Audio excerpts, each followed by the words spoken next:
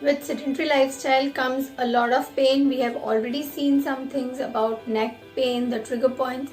Now let us see what are the underlying causes for back pain.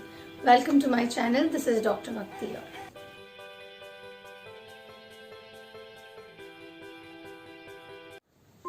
So welcome back friends. So आज हम बात करेंगे back pain के बारे में. It is one of the most common problems and most recurrent. बार बार होते रहता है. अगर एक बार हुआ तो ये क्यों होता है. यहाँ पे हम डिस्कस करेंगे 5 major causes of back pain. First and most common which is often neglected and overlooked is the weakness of your gluteal muscles. आपके हिप फ्लेक्सर्स यानी कि आपके बटक के मसल्स जो काफी वीक होने की वजह से सारा लोड ट्रांसफर होता है आपके लोअर बैक पे. So how can we strengthen that. Second we will see the quadricep tightness यानी कि आपके थाई के फ्रंट के muscles.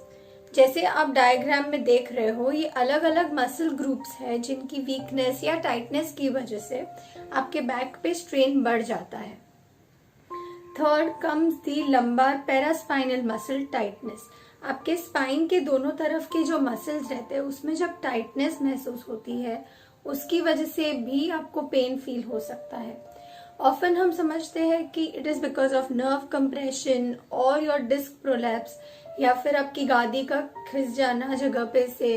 Okay, but majority of the times it is because of these muscular tightness. Fourth is because of a flat feet.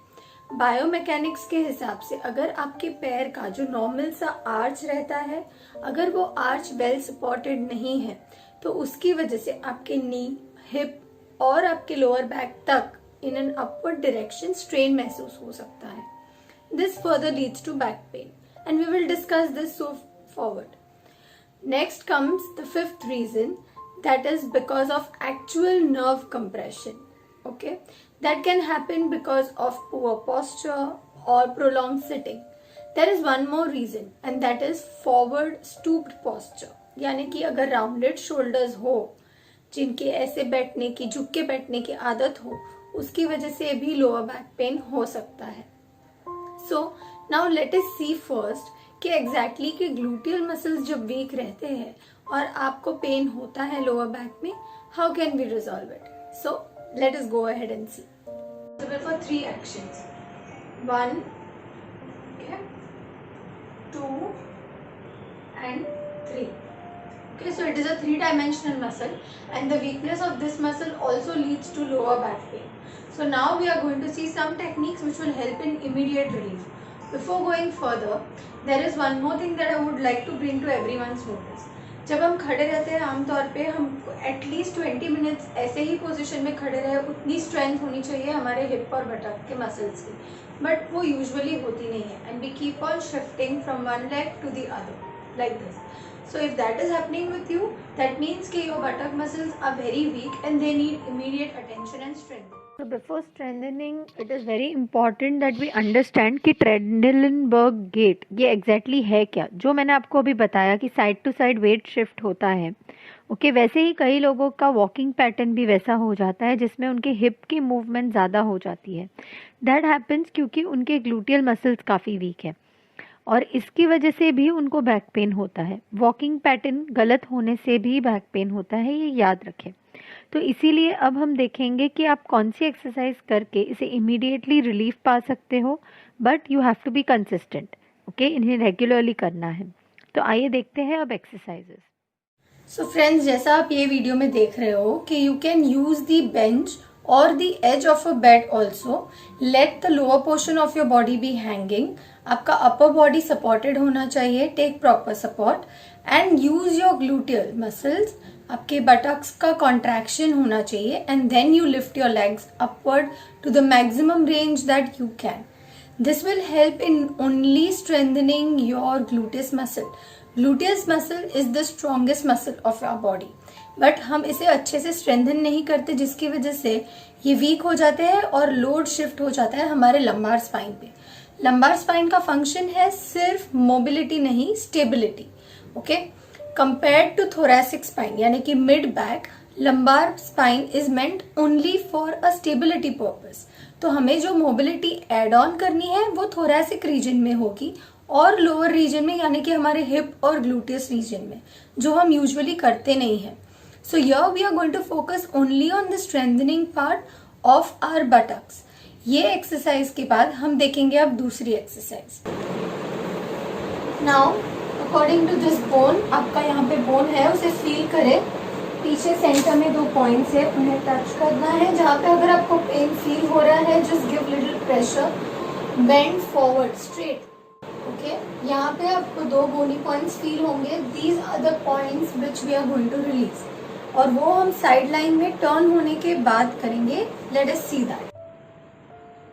Okay, so lie down on one side. Do not keep support on your hand or on your elbow or anything, because इससे क्या होगा कि आपके spine के muscles और ज़्यादा short और tight हो जाएंगे. We don't want that. We want them in the complete length, ताकि ग्लूटियस का अच्छे से कॉन्ट्रैक्शन हो पाए. After lying sideways, okay, keep your hand like this at that point. Support your hip. Okay, जहाँ पे आपको हिप का बोन फील होता है वहाँ पे सपोर्ट करना है. अंगूठे को लोअर बैक पे वो बोनी पॉइंट के वहां फिक्स रखना है, और नीचे का पैर यानी कि आपका यहाँ पे राइट पैर वो फोल्ड होके रहेगा. Now your left leg will bend forward towards the ground and take it behind and upwards. Okay, extension और अबडक्शन ये दोनों करना है. यूजुअली ये दोनों मूवमेंट्स में ही ग्लूटियस का ज्यादा रोल रहता है, but because of weakness we manipulate the movement by moving our hip. हम हिप को आगे पीछे करते हैं, जिसकी वजह से लोअर बैक पे ज्यादा स्ट्रेन आता है और ग्लूटियस की मूवमेंट इतनी नहीं हो पाती और स्ट्रेंथ भी नहीं बढ़ती. So we will just focus over here on the strengthening part. Alright, so bend your knee forward, take it sideways up and backwards. उसमें आपको ग्लूटियल को टाइट करना है, आपको अपने बटक्स को टाइट करना है. Okay, do it at least 5 to 6 times, and in the last repetition try holding it to the maximum, जितना आप होल्ड कर सकते हो. Lot of people can not hold it more than 15 seconds. Okay, so try doing this at least 3 to 5 times in a week, and do it for both the sides. This will definitely help you in immediate pain relief. And if you are suffering from back pain, this is the best thing for you right now. At home, इसे definitely try कीजिए. Please leave your feedback and comments after trying this, and do let me know how you are feeling after a couple of days of trying it. Consistency is the key over here. You cannot expect कि एक दिन किया 25% relief हुआ, so I will just do it one time. No. You have to do it at least for another 20 to 25 days, 3 to 5 times हफ्ते में करना है आपको. ठीक है, दिन में 2 बार भी आप 5 का रेपिटेशन का सेट कर सकते हो, which will give wonderful results to you.